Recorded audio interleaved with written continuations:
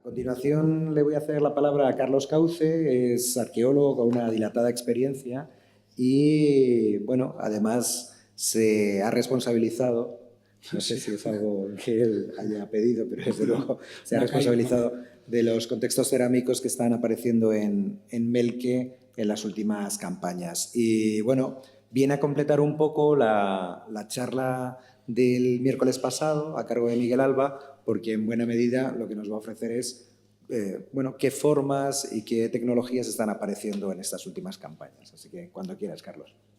Bueno, buenas tardes a todos y todas y quería agradecer a la organización del curso la invitación. Tenemos que decir que el estudio de la cerámica altomedieval ha pasado por sucesivos estadios a través de las últimas décadas.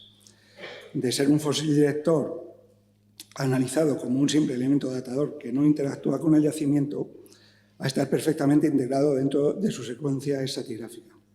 En los últimos años no solo se investiga como objeto de análisis que pueda describir la cultura material de las sociedades donde aparece, sino también como objeto a través del cual se pueden observar algunos aspectos de las transformaciones culturales que se generan en cada una de ellas.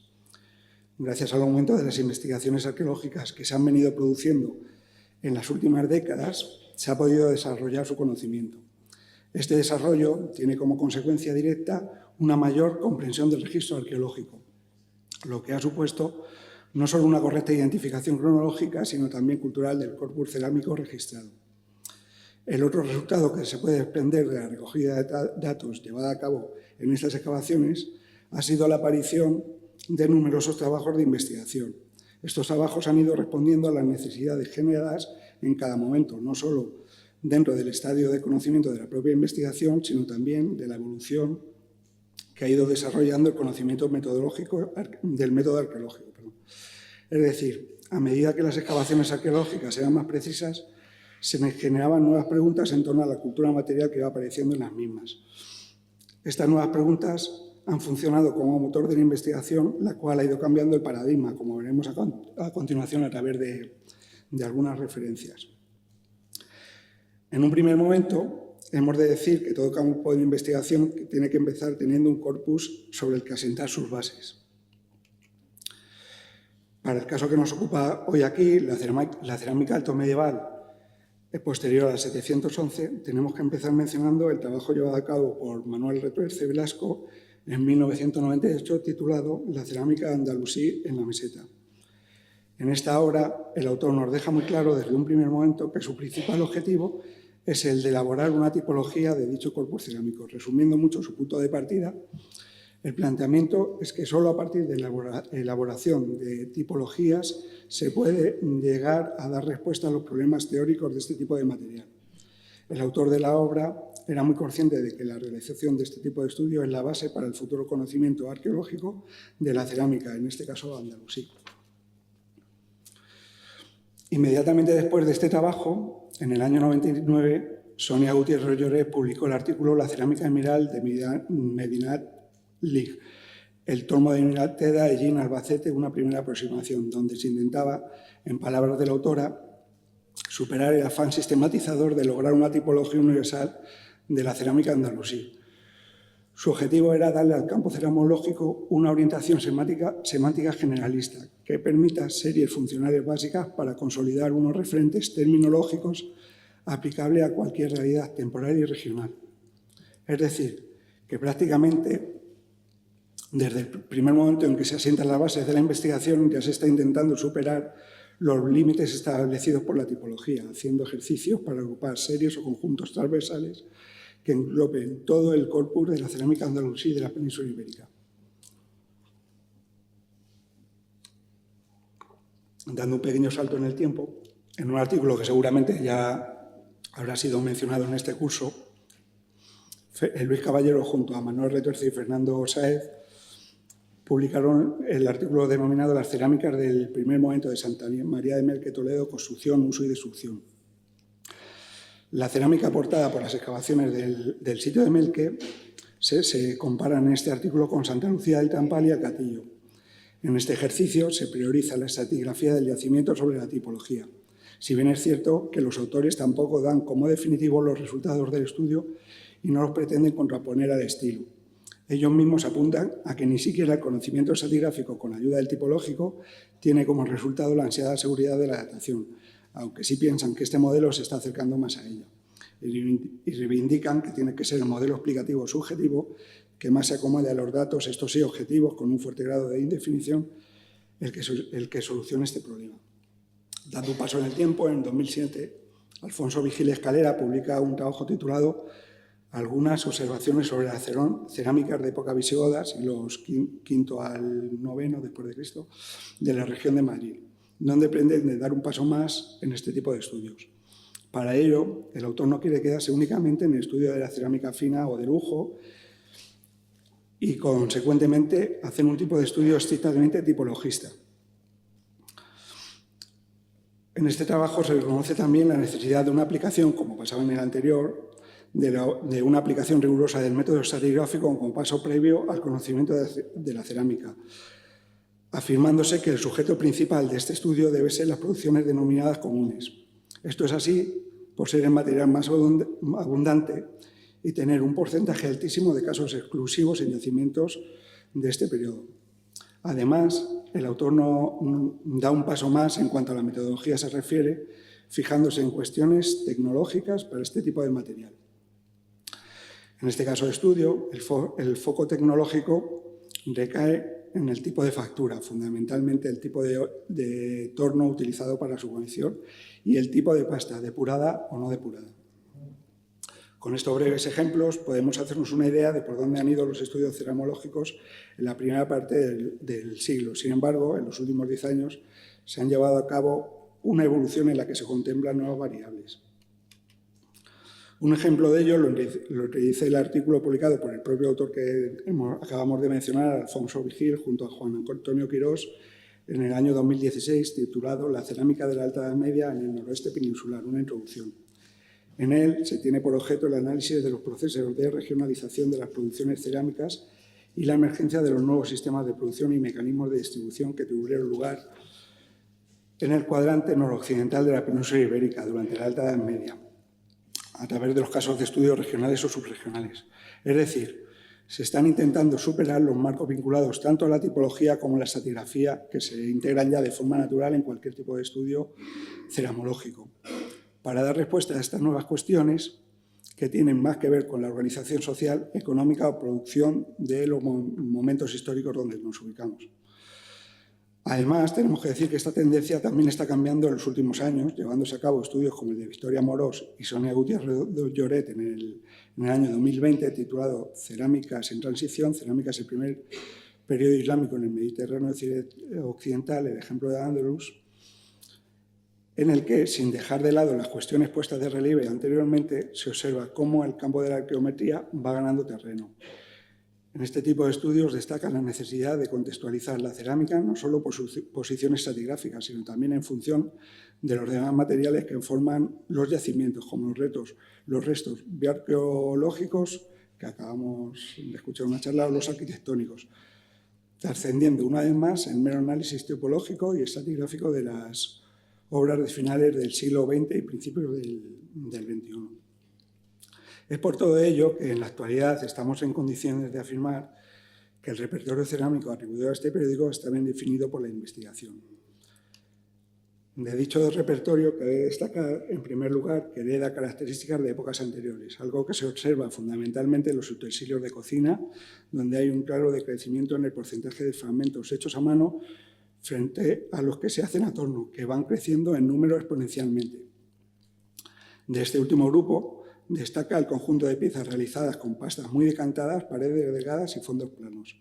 El cuerpo de estas piezas suelen presentar una decoración acanalada horizontal, pero también existe un tipo de decoración como las cerámicas pintadas, en las que se aplican trazos gruesos de color rojo oscuro, marrón o negro y posteriormente las cerámicas vidriadas ya a partir de época califal. Estas piezas vidriadas comienzan por tonos monocromos, algunas con decoración incisa que van haciéndose cada vez más complejas, apareciendo posteriormente piezas policromadas, pasando por la cuerda seca o por la decoración con verde manganeso.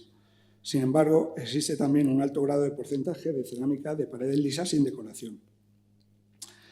En lo que se refiere a su configuración territorial, destaca una fuerte regionalización que se observa incluso en las formas, es decir, podemos distinguir distintos tipos de formas para el mismo utensilio, dependiendo de la región de la península ibérica donde nos encontremos. La cerámica aparecida en el yacimiento de Santa María de Melque durante las últimas campañas no es ajena a estas características, resumida en las pequeñas pinceladas que acabamos de aportar, ajustándose en su mayoría al conjunto de pastas claras. En el caso de estudio que presentamos hoy aquí, nos vamos a centrar en este conjunto, muy numeroso porcentualmente.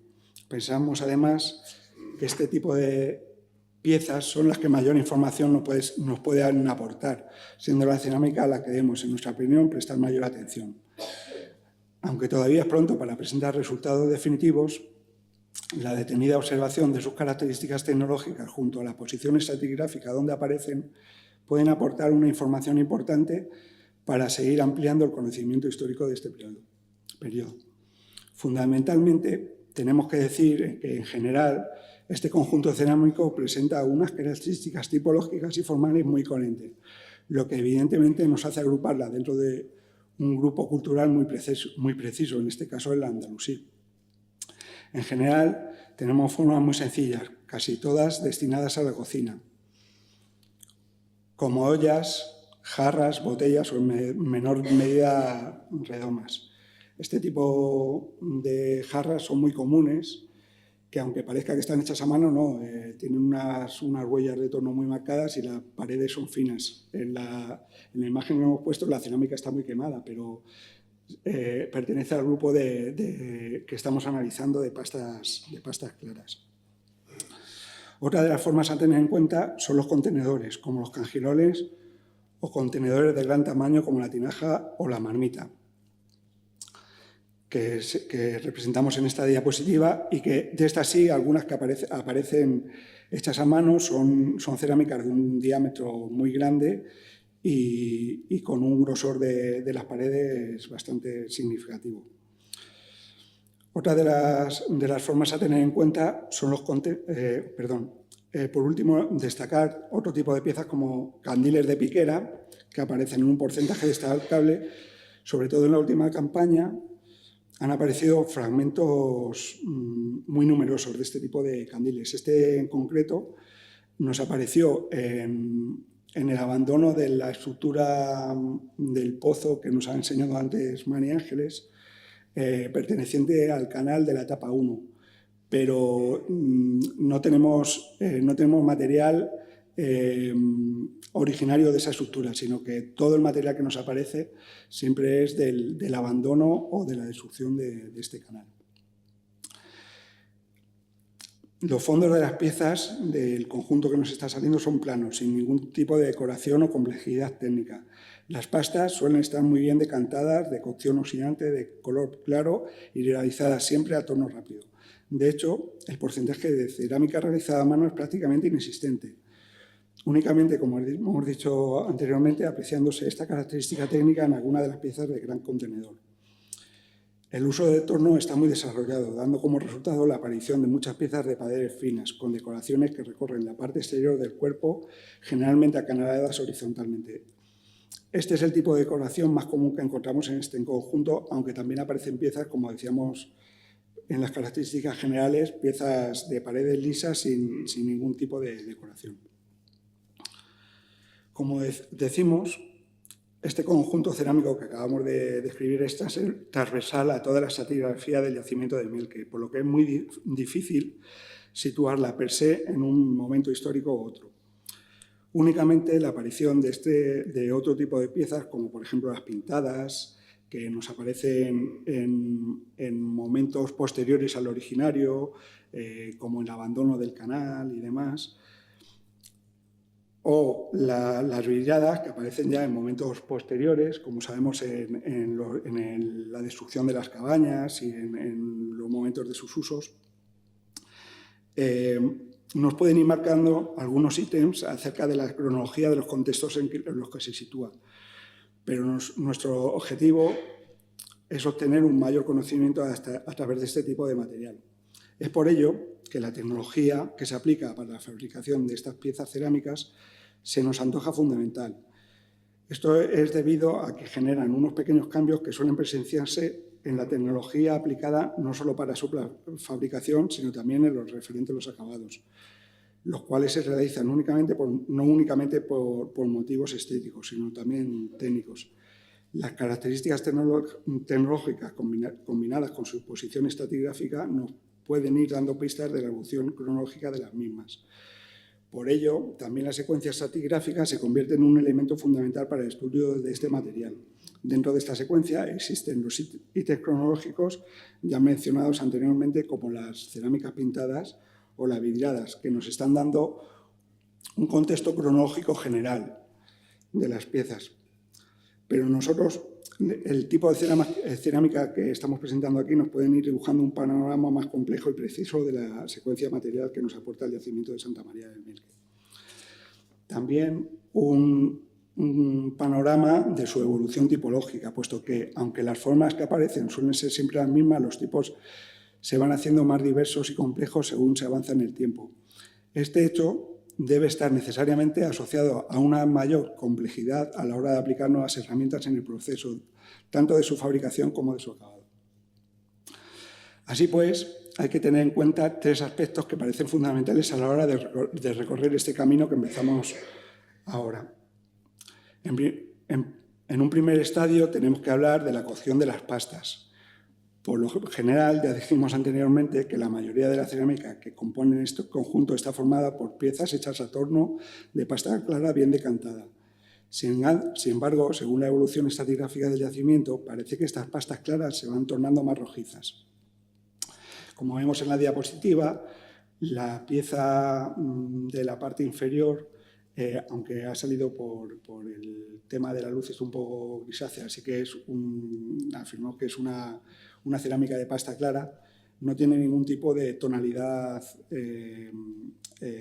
como la que vemos arriba, que se va tornando más rojiza. Y según avanzamos en el tiempo, sí que observamos pastas todavía más rojas.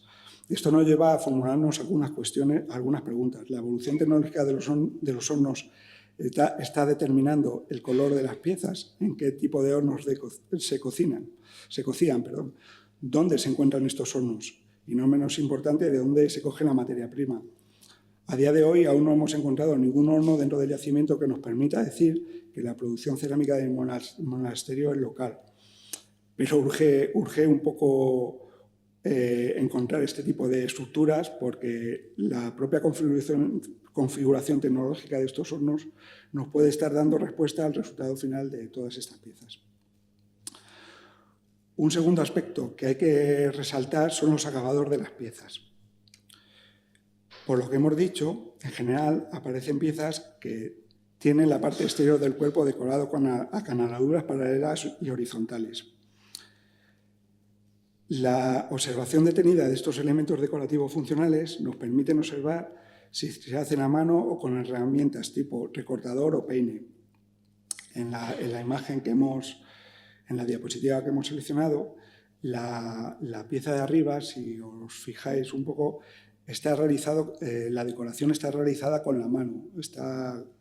Simplemente con la punta del dedo la pasan en fresco para poder realizar ese tipo de acanaladura. Sin embargo, la pieza inferior sí que ha recibido un tipo de herramienta, en este caso pensamos que es un recortador, porque las acanaladuras se van ensanchando y estrechando según estén aplicando esta herramienta. La pregunta que nos surge en torno a esta cuestión es evidente. ¿Hay una evolución tecnológica en torno a estos aspectos que pueden estar aportando datos sobre la cronología de las piezas? La respuesta a esta pregunta nos puede llevar a otras que ya insinuábamos anteriormente, como si la introducción de nuevas herramientas está determinando la aparición de nuevos tipos cerámicos. En un tercer plano, tenemos que situar a las personas que realizaban este tipo de cerámica. Algunas características técnicas de este conjunto cerámico nos están indicando que se han desarrollado con un alto grado de especialización. la gente que lo está fabricando tiene un conocimiento tecnológico complejo de la forma en que se realizan. Esto nos lleva a otro tipo de cuestiones. ¿Dónde se hace esta cerámica? ¿Viene del centro de producción que distribuyen la cerámica a través de comercio, aunque sean centros cercanos al monasterio donde nos encontramos? Estamos ante personas especializadas, una especie de maestros alfareros que viajan de un sitio a otro fabricando el material que les piden a demanda, o son personas locales que fabrican la cerámica según las necesidades de la propia comunidad.